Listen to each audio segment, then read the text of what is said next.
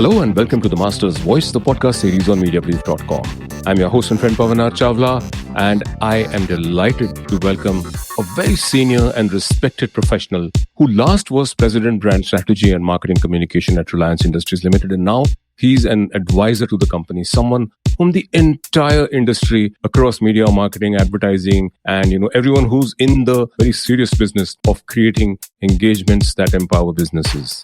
Please join me in welcoming Kaushik Roy.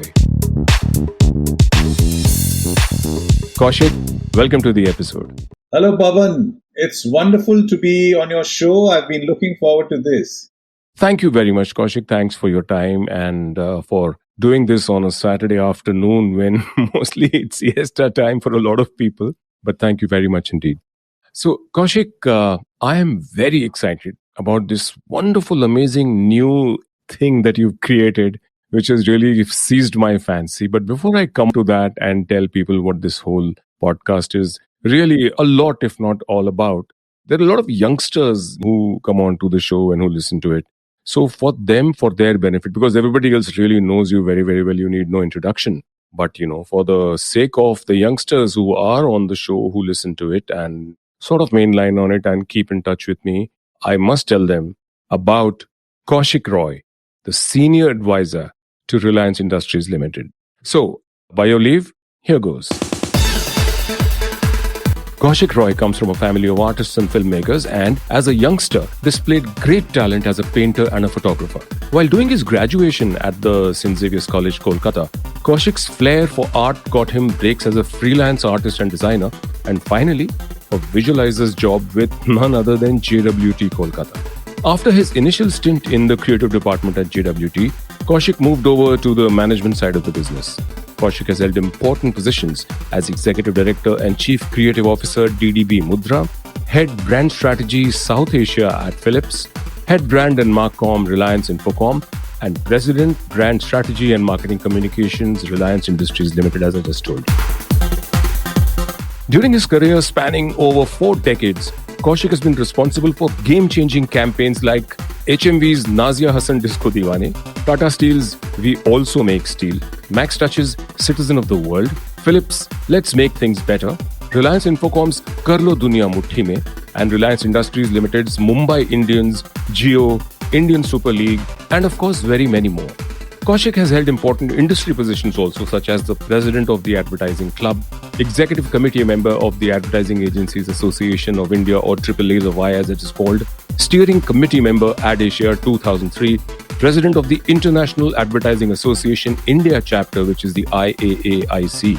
While in his role as the IAA Area Director Asia Pacific, Kaushik served as Vice Chairman IAA World Congress 2019 Steering Committee. The IAA inducted Kaushik into its Hall of Fame in the same year. Despite his busy day job, Kaushik has continued to work on several independent documentaries and short films. He has exhibited his paintings in group shows like Harmony and independent ones at the Nehru Center Art Gallery and the Jahangir Art Gallery, Mumbai.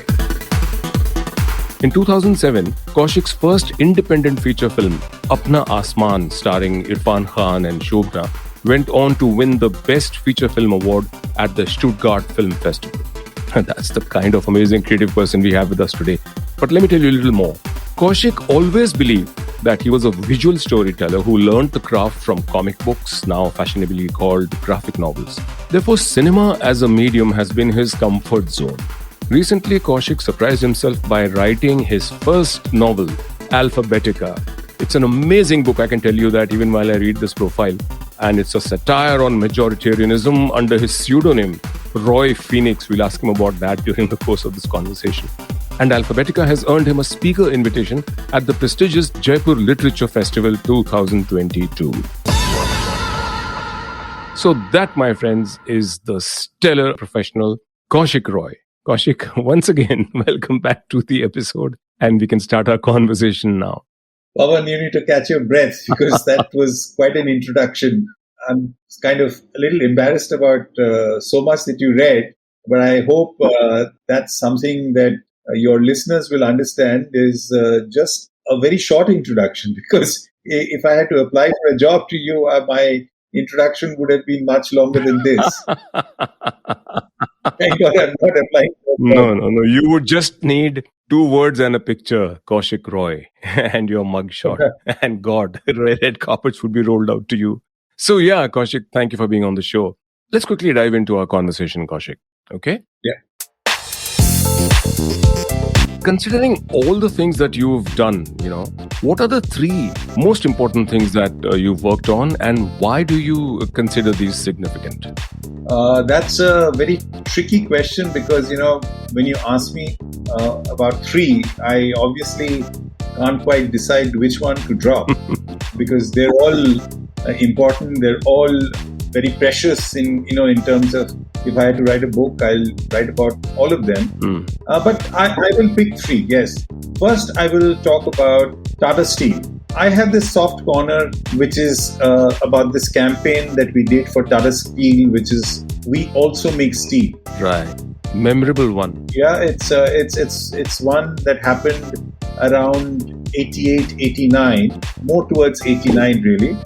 And this is a campaign that happened at a time when for JWT, Tata Steel was a very prestigious account to have, a very old one in its portfolio, but it wasn't necessarily the most attractive account because it wasn't a high spender.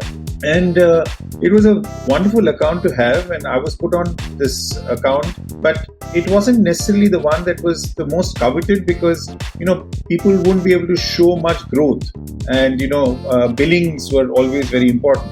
Now, what I was able to do with the We Also Make Steel campaign was create history in a way that within that period, very short period of a year or so, that I was on the account, and I was able to sort of sell a television program called Bharat Ek Coach, which was done by Sham Benegal, which is Nehru's Discovery of India, which came on Doordarshan.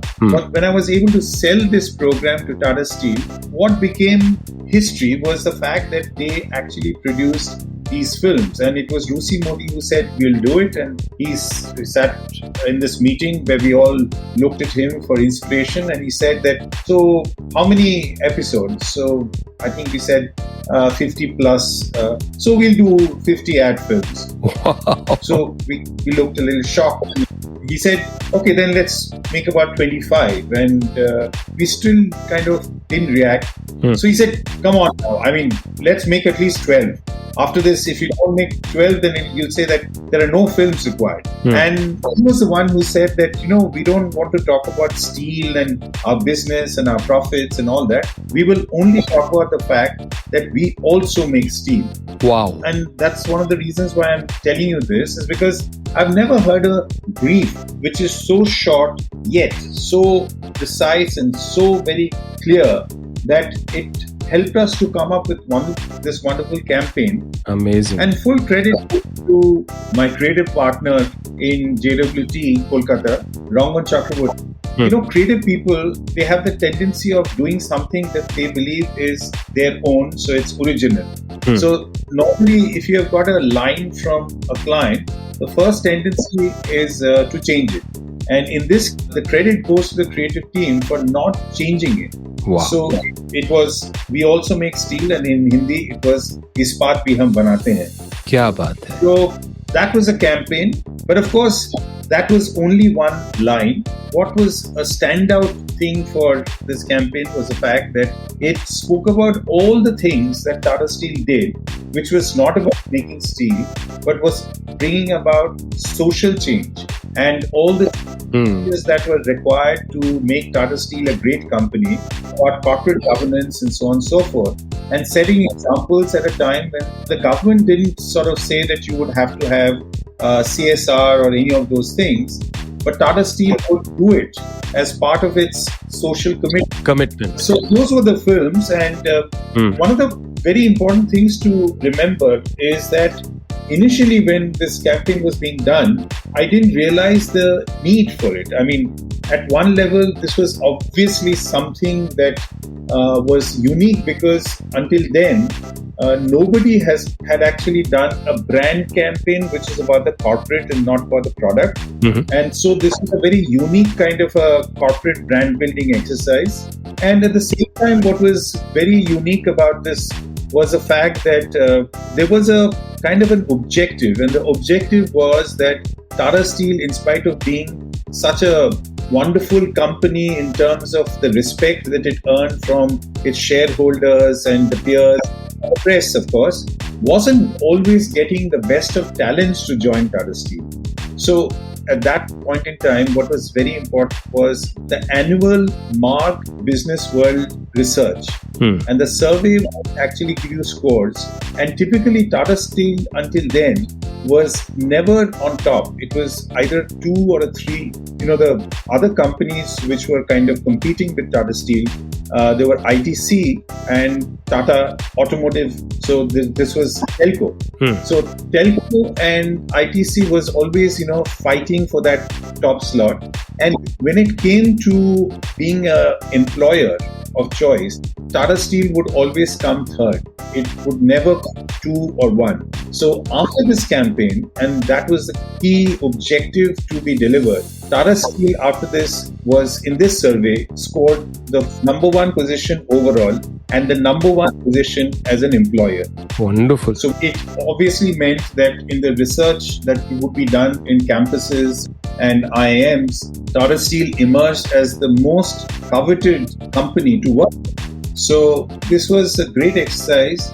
And in fact, Kaushik, compliments to the wonderful, astute, sagacious Mr. Rusi Modi. Absolutely.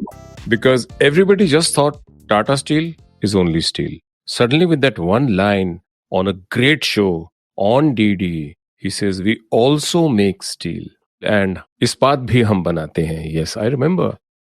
So what's the second of, your favorite things that you've done? Okay, the second one has to be Mumbai Indians. And I'll tell you why. Because Reliance getting to the IPL was something very surprising. I mean, when we got in, we were not even sure what we were getting into.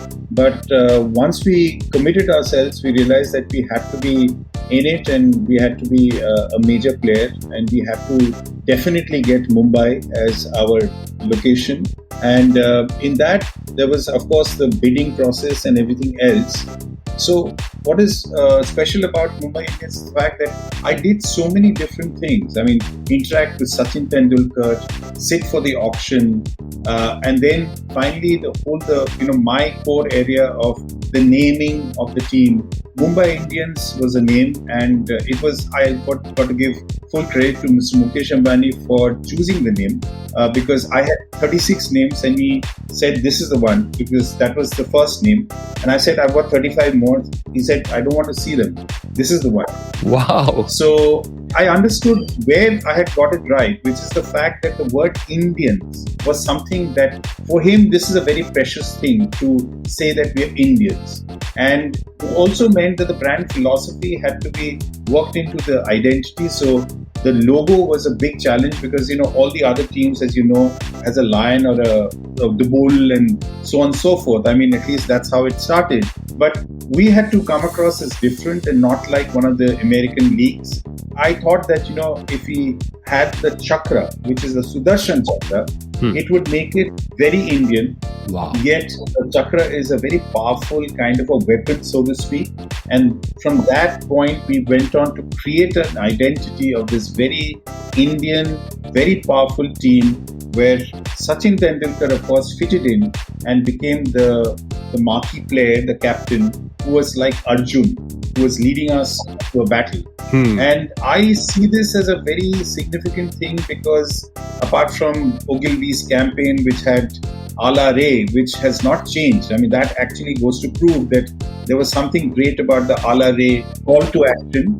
And also the fact that after so many years, people have forgotten about the fact that there were newspaper articles about various people in Mumbai who said the name was a complete letdown and was all wrong.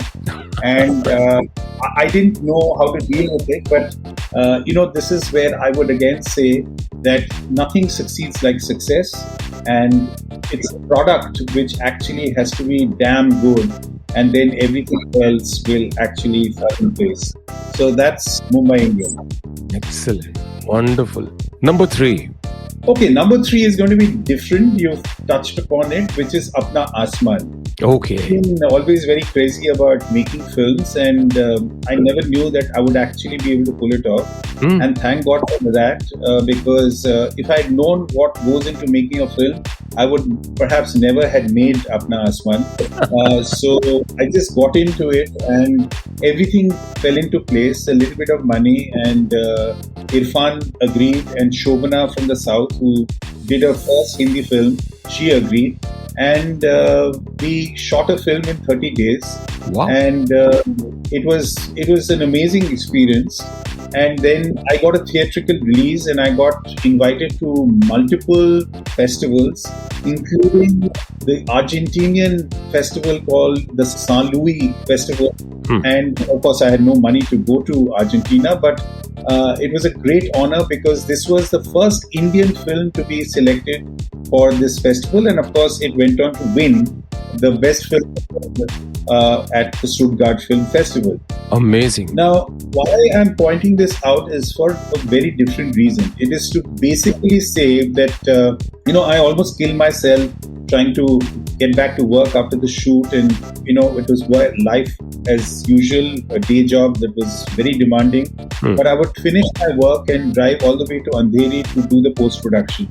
And I would come back home at about 5 in the morning and sleep a little bit and be back in the office by 10:30. Amazing. So if you're passionate about something, you will make it happen. And the reward is that your day job could be having many pitfalls. Your day job can be at times very demanding and not really as rewarding and fair. But if you have a life which is a little more than your day job, you're bound to have a great life because you will always have something to feel good about. Absolutely. And say that, not just the livelihood, but my life, which is more important. Lovely. Let me just go back to the first question. Little corollary. You said that the Tata Steel account wasn't a high billing account. But after this, we also make steel and Bharat with Khoj. What was the change like? Percentage? Well, actually, the only change that I remember was that Tata Steel suddenly shot up to be one of the top 10 accounts for JWT. Wow. And suddenly I found that there were several other agencies who were going and pitching for the business. So, right. Great. Good work has to have its just rewards. And congratulations on all the wonderful work you've done, Kaushik. You're tuned to The Master's Voice, the podcast series on Mediabrief.com. I'm your host and friend Pavan Chawla, and with me today is the amazing Kaushik Roy, someone I'm very fond of, who's done some peerless work. Taking a short break, and we'll be back very soon. And we are back. I'm your host and friend Pavan Chawla on The Master's Voice on Mediabrief.com. With me is the wonderful professional Kaushik Roy, and we are talking about his amazing book, Alphabetica. So, look at the COVID pandemic now, okay? We've been in it for what? I mean, I'd say it's 2 years, nearly 2 years now. Yeah. How would you describe it, and what are the lessons that you've learned? See, my first lesson is that I always believe in technology, and I always believe that work can be done from anywhere. Okay. And I think COVID has taught us that one thing, that you can work from home and you don't have to sit in your office to prove that you're working hard. Of course, the downside to this is the fact that, what I noticed was that suddenly, work became such that there was no limit to, how much time would be required to finish your day job, because your day would start at a certain time and suddenly, your lunch break was taken away. I'm not necessarily talking about my life, I'm talking about others. So much so that I saw certain circulars from HR going out to say that let's respect people, that we have to give them a specific time when they need to take their lunch break. There is a certain time when you have to stop making those calls because they're at home and they can't indefinitely be, harassed with phone calls. And you can't make demands like, because you're at home, why don't you work through this and give your whatever project, get it ready by tomorrow morning. So those are few indications which I thought was wrong, and going forward we have to correct that. And in that, I have to also quickly say that women always seem to be getting the raw deal. And here is my little grudge about the fact that if you look at majoritarianism, which is my subject of the book, which you just touched on, I think we are still in a kind of a system where there are fewer women and more men. So men tend to be a little unreasonable and not realizing that many of the women in their workforce are actually working mothers. So once they go home, or when they're working from home, they don't necessarily have a very large house because they have their kids who are always almost there in the same room. Now, when you keep demanding that they should work through the lunch break and then they should work through till very late at night, you're not realizing that normally they would have to go home and cook for their families, which may or may not be fair, but that's the reality. Right. So that's another thing that I also understood. But I think if I were to look at it in a slightly different way, which is 2008, when there was a market meltdown, I felt that crash was necessary because for a generation of people who came after us, they had started believing that nothing can go wrong. Correct. And I was always ridiculed by my son for being so cautious and thinking about what can be going wrong. Suddenly, he was also made to feel that things can go wrong. And I think COVID has perhaps taught us that in a much bigger way. To tell us that things can go wrong, and COVID has actually shown us it can go horribly wrong. In a way that nobody has imagined it ever. Yes, exactly. I mean, maybe a market crash was something that we knew, and maybe the younger generation didn't know about it. Right. But this is something that, in spite of the fact that we have been around for much longer, we also didn't know that something that as horrible can happen, and which can sort of pull down the entire world. It's not about any specific country. It is not about any specific part of the geography. And so I think this, I believe, should be taken as a lesson to understand we can't take life for granted. There is also one very important thing which I need to important for me to say this, is that, once again, this also shows that a few people will do well through all kinds of crises. And they are typically the people who have the money. Right. And there are people who are not so well off, will actually fall by the wayside.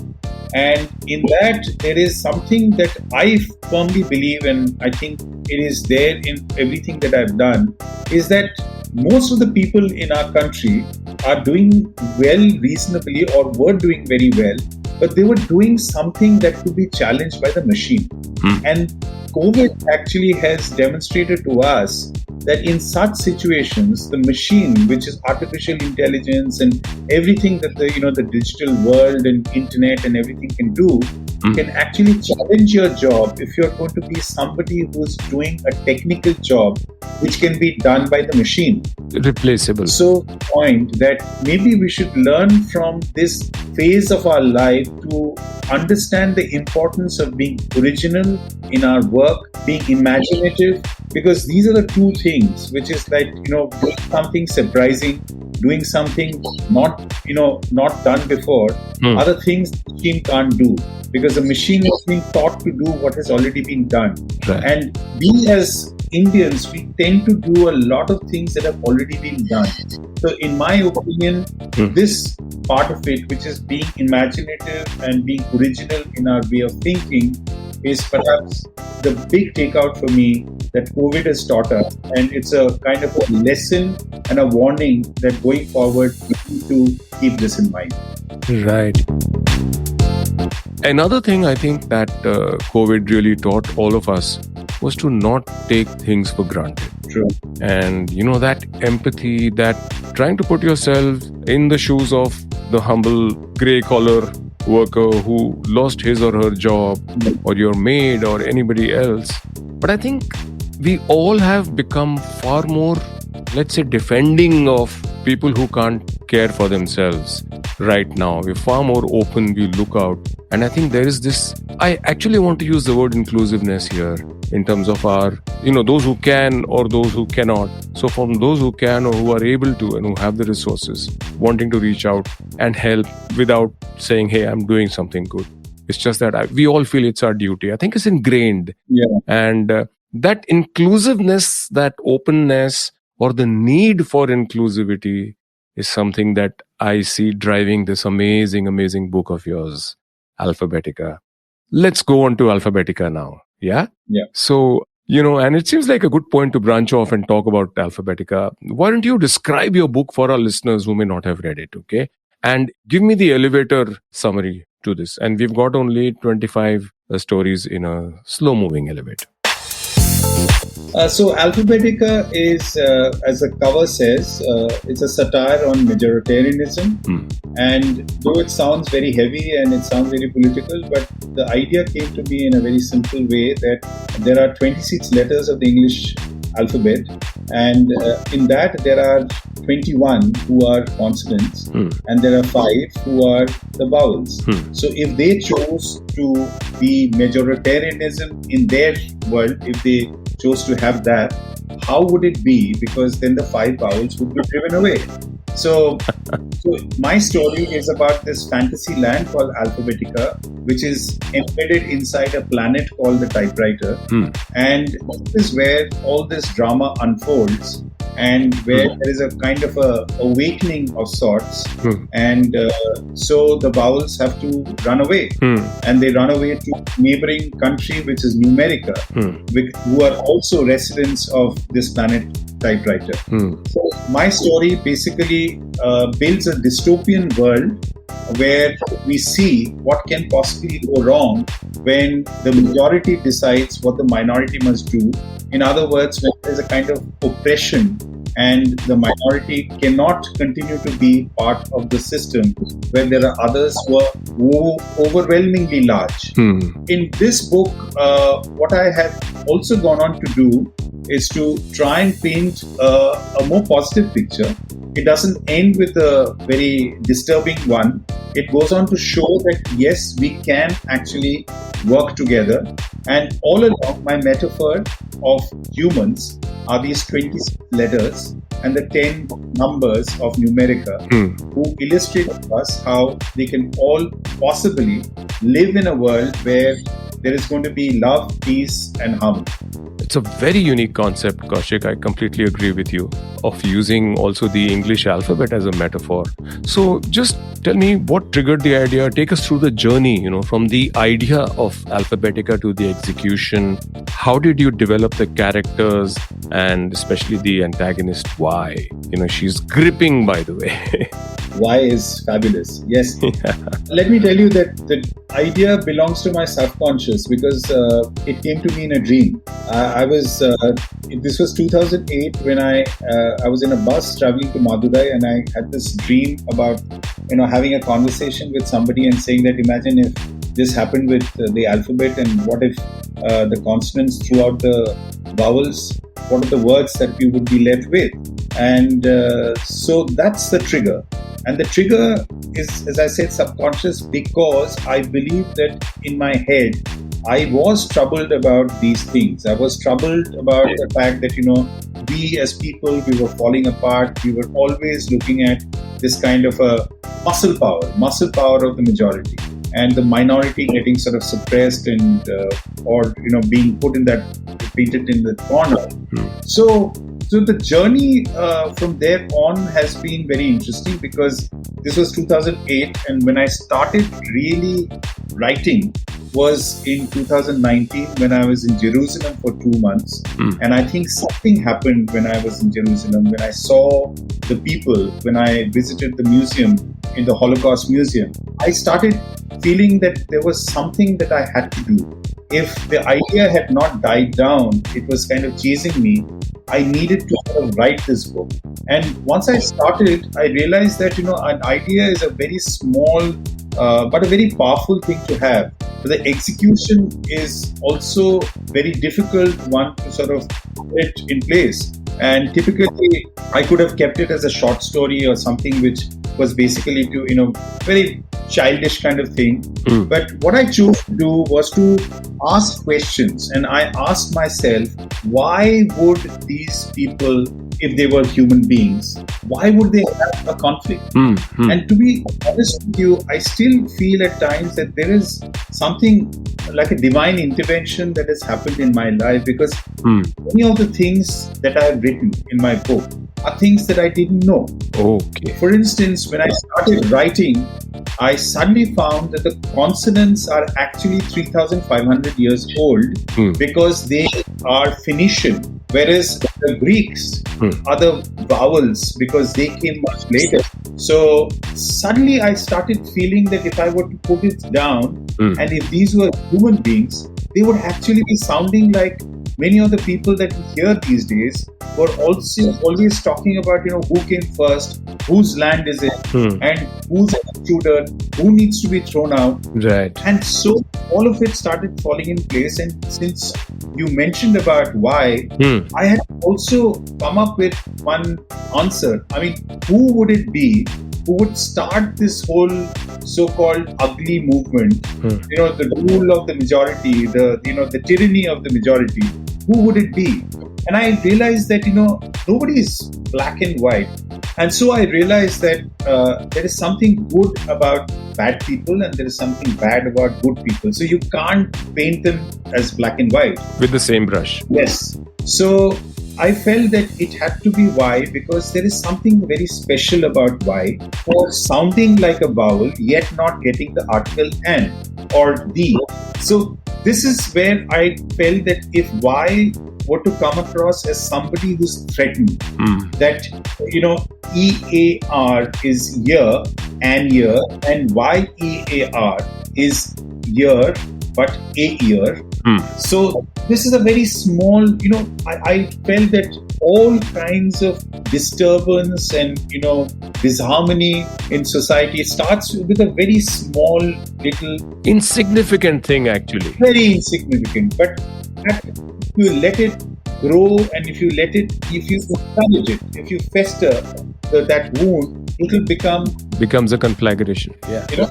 So therefore, in my book, I have shown how this little thing actually grows into a cancer. Right. And why from being somebody, and there's a very interesting story which I can't obviously reveal, which is why is so much like a politician, because why is constantly lying to herself. I mean, as the character Y is meant to be this woman called Ipsy as she's called as in short form.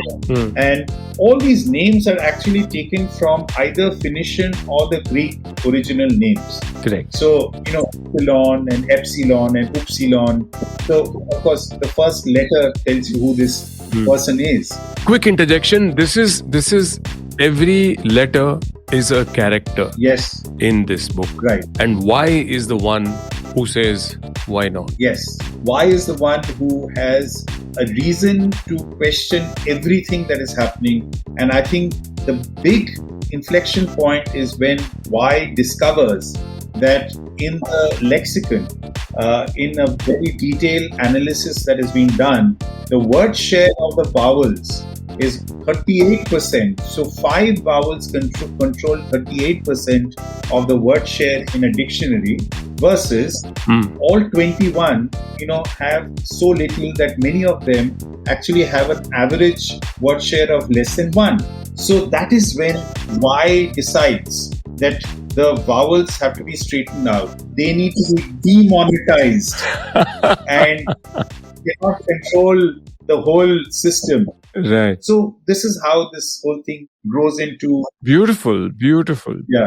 Right. So we know what the basis of the book is and what's going to happen and how beautifully you've taken it forward. Really, the writing is spellbinding. Brilliant. Thank you. Anyone who wants to sort of get the how-to of taking a difficult, strange, slightly abstruse or angular out-of-the-box idea and simplifying it beautifully and narrating the story, making every letter as a character come alive, and why is like absolutely wonderful stuff. I was mesmerized and I love this book. This is one book along with My Family and Other Animals by Gerald Durrell that I used to give to everybody I would meet, friends and people. Right.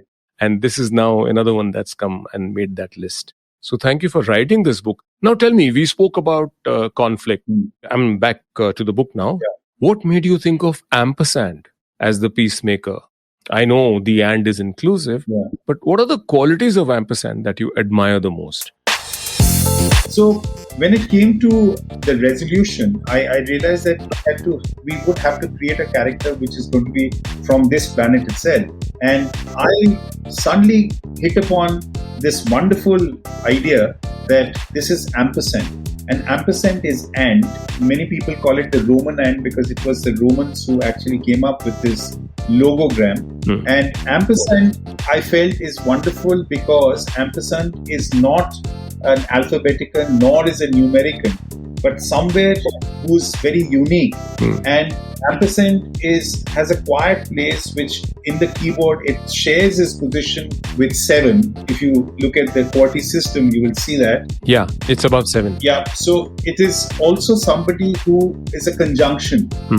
As an and, it brings people together. It can never divide. And for me, this seemed like and again, I can't give away the whole story of ampersand, which is again a wonderful story to actually tell you how there are people in this world who have no desire to be the leader or to be occupying the throne or get glory, get the glory, but just to be the peacemaker, just to bring everybody together. Right. And that I believe is the role of ampersand, and that I believe is what we are missing today, perhaps all over the world. I mean, there are not enough ampersands. Lovely. So, in your book, you've spoken about 15 missions that Y undertakes to reach her goal. Tell me a little about these steps and how you conceived of them. Okay, so the interesting thing about these steps was that I had in mind the Great Dictator. Because in this book, what happens is there is a divine kind of intervention in the life of Ipsy, who discovers this character called the Great Dictator. And Ipsy discovers that this is one person to be sort of hero worship because the Great Dictator had actually was successful in suppressing the minority. I mean, to wipe out the minority, so to speak, through the Holocaust. And very strangely, Ipsy decides to follow Hitler, the Great Dictator. Now, in my book, what I have done is that I've shown how the graph actually grows. It starts with a very simple thing like the first mission is to have your followers. The second mission is to try and attack the people who are around you with a certain sense of fear to make them believe that, they are going to lose out and they will be extinct unless they do something, and so on and so forth. Keep building till you reach that stage of becoming the tyrant that you want to be.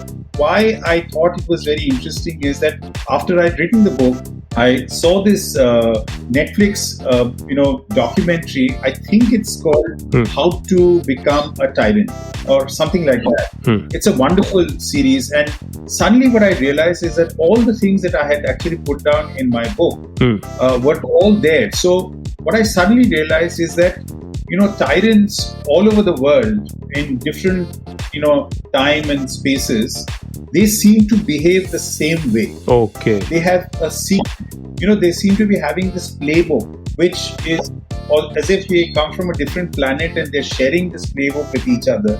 They do the same things. And you will find that in my book, the 15 things that I have mentioned over there are things that all the tyrants have done. Maybe not all of them. They're milestones. Yes, that is how they have, risen to power. And thankfully, they've also fallen from power. I mean, nobody has ever been able to remain a tyrant forever. Another really nice thing about Alphabetica is that, after very many years, has any book come around that's reminded me of a personal favorite, Orwell's Animal Farm? Did this book ever sit at the back of your mind while you were writing Alphabetica? Or, is it one of your favorites? Or, I don't know. There seems to be a connect to me. Yeah. What do you have to say? You know what? I follow a very simple rule, which is that if there is something that I'm writing and I know that I'm writing a satire and the satire actually is one which could be like many other satires that have been written in the past, I make a conscious decision not to read it. Of course, I can't take out Gulliver's Travels and I can't take out Little Prince and I cannot take out Alice in Wonderland and all those things are in my head.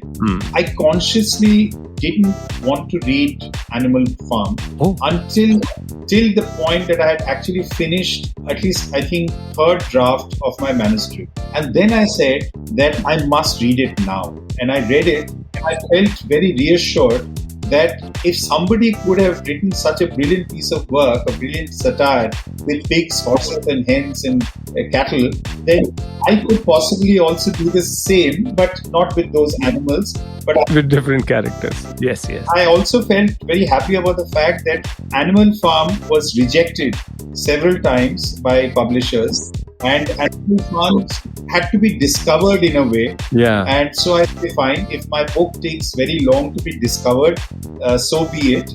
Because if Animal Farm could take that long, I think I'm a very small little speck of an author who's attempted his first book, and I should not even have ambitions. No, Kaushik, you are unnecessarily and needlessly self-effacing. I think the kind of work you've done and this wonderful book are absolutely magnificent. Okay, now let's come to satirical writing. This is just my view. Satirical writing is best accomplished when you aren't loudly over the top, but subtle. I mean, there was Sheridan and his one of the characters saying, when an older man marries somebody who's much younger, she says, you didn't have to marry her, you could have adopted her. I'm sure you could have adopted her, you were old enough. So that is a different kind of lampooning and satire. But otherwise, satirical writing is best accomplished when you aren't loudly over the top, but subtle. That's my view. But then there's also an Ambrose Bierce who's wham in your face. So what approach did you choose for your satirical writing? I've read the book. I could answer that question in my way, but I want you to say this for people who have not read the book. And how easy or difficult is it to write satire? I'll answer the last question, which is how easy or difficult. I think it's very difficult. Because when you're onto something which is a satire, you have to be maintaining that genre and the style right through. Right. You can't suddenly switch to becoming something else. That's number one.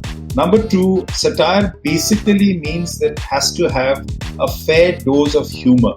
And humor is difficult for a couple of reasons. Number one, humor is not the same all over the world. Every culture, even in India, I think there are very specific kind of jokes and humor that you will find in different parts of the country. So when you're doing a humor piece, you have to hope like hell that this is a humor that will connect. What I think is very important for us to remember is that satire is never meant to bite you first. It is meant to be sort of, showing its face and making you laugh. And it's almost like after you finish laughing, then you suddenly discover and say, oh, that was a joke meant to be aimed at me. So unless you're able to do that, so in a way, I think the problem could be there are certain people who will not get the satire and they may find it a very difficult read. Whereas there are others who get the satire very quickly. And once they get it, then they have a reason to laugh. So typically in a satire, you should laugh twice. You should laugh once because you thought it's a joke, and then you should laugh again because you realize the joke is on you, or maybe the joke was on somebody and then connect the two. Correct. The double take chuckle.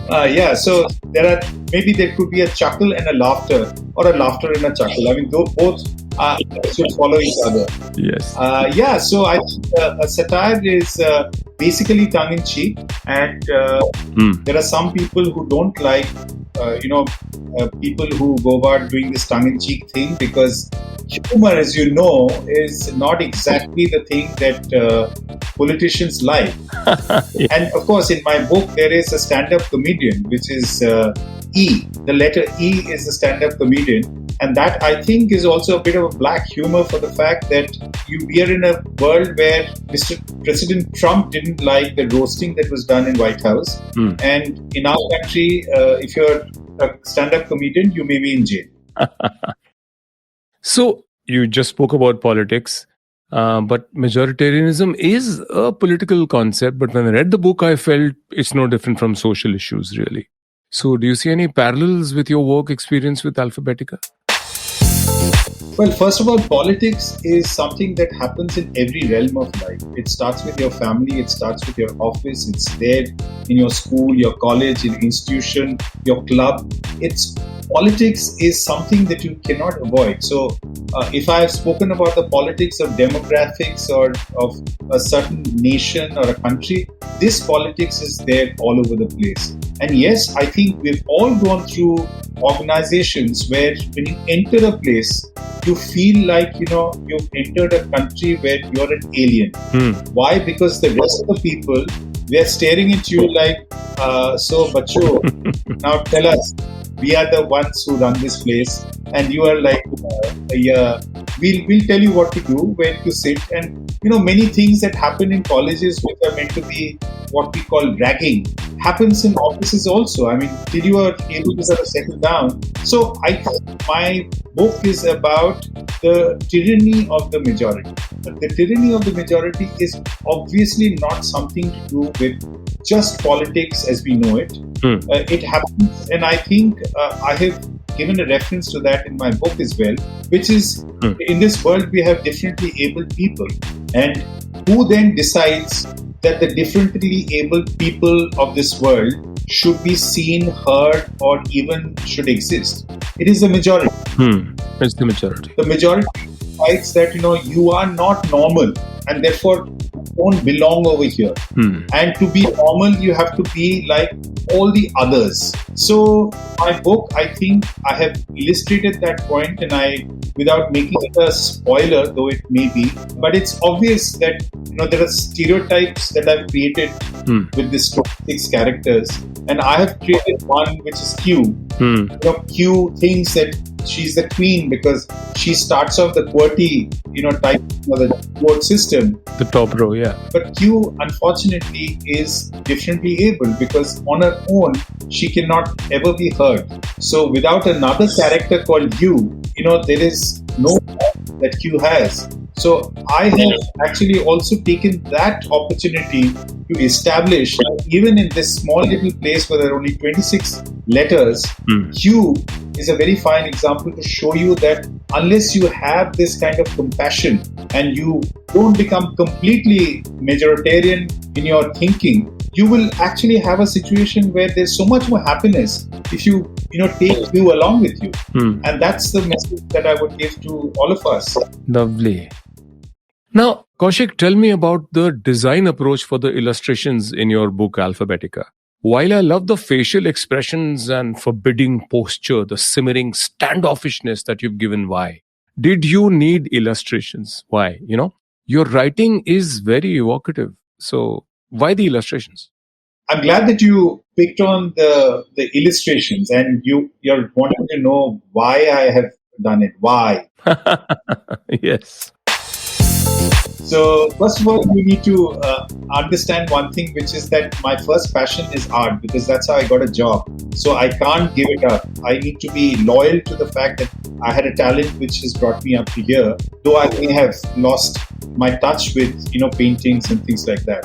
But for this book, I felt that we need the illustrations because there are a lot of readers who would possibly find it very difficult to think of letters as humans, as characters who talk, sing, dance, and even go to a pub called the Italics, where they ink, and they don't drink, but they ink and get very high.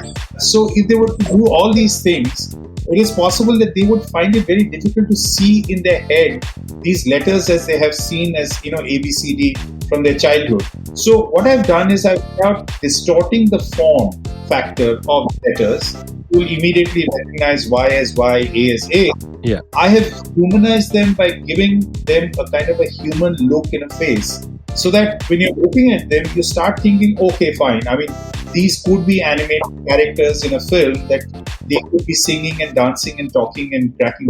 So that's really the purpose of having them in my book. Okay. So you can actually literally put a face to the voice that you read. Yes, yes. Absolutely. Absolutely. And would you think that your book is too utopian? Would it really bring about the desired change? And who do you think this book is meant for? Yes, it is utopian, but I think one has to be utopian when it comes to a kind of subject which is the one that I've taken up. Because utopian means that I have a certain kind of hope, and hope is what is something that we cannot give up, right? Absolutely. So it is in a way trying to point out in a very satirical way to tell people that there is something going wrong, and it's going wrong maybe in your country or somebody else's country, but you cannot deny that whatever is happening is not good. It has to be one where we will find a place where we can all live together in harmony. So the thing is that who will change it because of this particular book? If one person changes, then I have done my job. Excellent. So the pseudonym of Roy Phoenix, I know I've read your profile and I know, but I want you to share everybody why you've written as Roy Phoenix and not as Kaushik Roy. Well, Roy is my surname, so that remains as is. Phoenix is the name of the advertising agency that my father started in 1948. Okay. He was perhaps one of the first Indians to start an Indian advertising agency. Wow. And he named his agency Phoenix. And as a kid, I used to go to his office very often, and my summer holidays were usually in his office. I learned a lot of things, including the fact that the fonts or the letters were always called characters. I mean, the art director would say, this character is looking good. So I remember that. And one of the things that I noticed was his logo. It was this bird flying over a flame. And so I was fascinated, and as a young kid, I wanted to know what does this mean. And I was told that this is the phoenix, the bird that flies for 1,000 years, and then itself on flame to rise from its ashes. Again, yes. So for me, this was such a wonderful story that I felt that somewhere in my name, I had to have Phoenix. And Roy Phoenix, therefore, for me, is my gift that I've received from my father. Lovely, lovely. So it's a salute to your father too, and Phoenix. Wonderful. Okay, now this actually sounds like a lame school magazine question, but I have to ask you this. Because if you're talking about a book, we're talking about one of the finest creative minds, also a strategic business consultant and advisor and marketing head and everything else. So list your, whatever, 1 or 2 or 3 favorite books from all time. Now that's a difficult one. Yeah. I won't name the books, but I'll name 3 authors. Okay. Because I have tremendous respect for these authors. One is Roald Dahl, because what I've learned from Roald Dahl is the ability to, spring a surprise and to sort of make the supernatural look natural. So I think somewhere it is ingrained in me. I love the writing of Arundhati Roy. Here I will mention the book because The God of Small Things, I think, is a amazing piece of literature.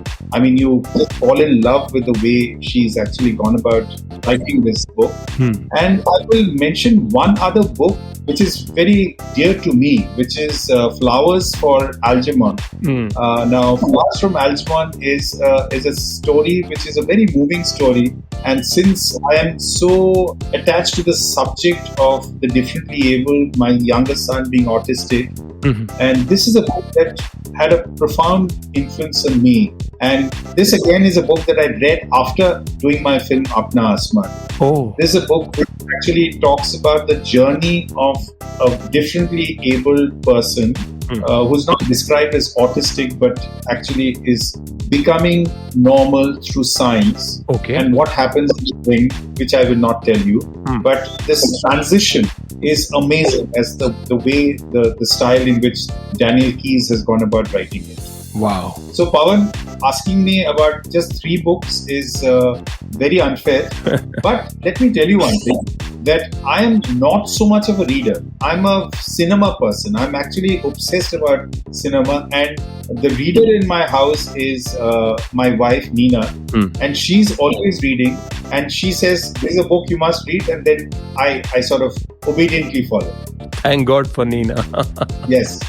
Lovely. Kaushik, I really enjoyed our chat and thank you very, very much indeed. Thanks also to my dear friend Megha Tata. She says, hey Pavan, have you read this book? It's amazing. And then I checked the book and then I reached out to you and thank you, Megha. A shout out to you. But Kaushik, thank you very much indeed for being on the episode on The Master's Voice on Mediabrief.com. I really enjoyed our chat and, the conversation has been really interesting. What do you think of our chat so far? Pavan, this has been wonderful because 2 reasons. Because your questions, in a way, actually helped me open up my mind and answer, not just honestly, but also to try and think, so why did I actually do that? So that's a great way of, probing my mind. And the other thing that I have to tell you, Pavan, is that you have a wonderful voice. And you have a voice, which I think I heard for the first time on the phone call, and I pointed this out to you. There is something about your voice that you make people very comfortable. And for somebody who's a chat show host, who's not intimidating, who's actually friendly and nice, and who can sort of make the guest feel comfortable, that's a great quality. Wow, you are very kind, Kaushik. Thank you. And Pavan, I have to also say this, since you mentioned Megha Tata, what you're doing with Mediabrief is a fantastic job, because somebody like Megha Tata, who is actually a very successful media person, and I respect her for the fact that as a woman, she's amazing. Climbed right up to the pinnacle of the media business. And she's spoken so much about you, and she has said that, Mediabrief is the place. And she was like, how come they haven't reached out to you yet? So I said that, I'm not as famous as you. That's why. So, yeah, but what you're doing is amazingly good for the fact that you are not just, keeping people engaged. You're actually, through your show, as I can make out, you're actually imparting knowledge. And this knowledge is so important. As you said, there are younger people. I mean, for them to form an opinion, it's not about hero worship or anything, but just to form an opinion, which you're so beautifully leading, is commendable. Thank you so much, Kaushik, for your kind words. I really cherish them, and I'm so glad that you think what you do. And Megha also said these wonderful things about us. So thank you very much for your time today. Thank you, Pavan. It was really wonderful, and you have a wonderful day and a lovely weekend ahead. Kaushik Roy was my wonderful guest on this episode of The Master's Voice on Mediabrief.com. I enjoyed the conversation and I hope you found it as insightful and enjoyable as I did. And I am going to urge you to read definitely Alphabetica, the book that Kaushik Roy has written under the pseudonym of Roy Phoenix. Till we meet again in the next episode of The Master's Voice, this is your host and friend Pavan Chawla saying, take care, stay safe, bye-bye.